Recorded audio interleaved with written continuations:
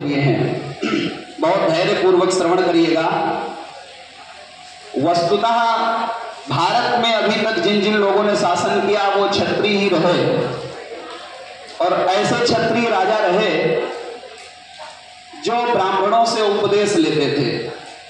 उपदेश होता था ब्राह्मणों का, साधु संतों का, आदेश होता था राजा का।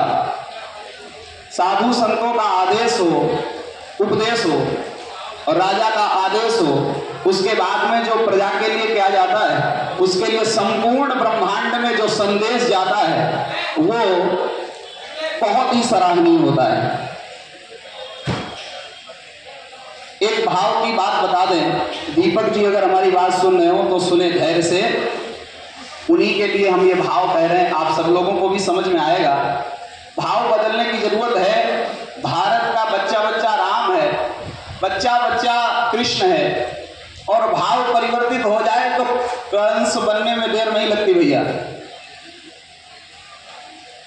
एक घटना आपको बताएं फिर आगे बढ़ें।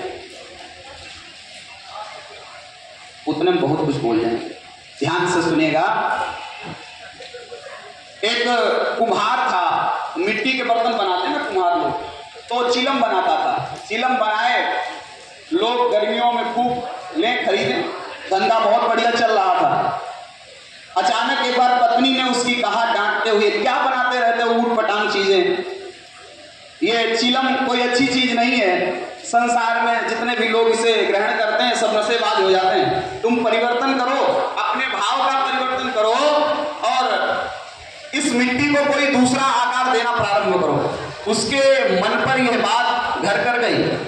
उसने दूसरे दिन मिट्टी को दूसरा आकार देना प्रारंभ किया तो मिट्टी ने स्वयं प्रश्न कर दिया, क्यों कुम्हार भाई एक बात बताओ, कल तुम हमें दूसरा आकार दे रहे थे, आज हमें दूसरा आकार दे रहे हो, बात क्या है?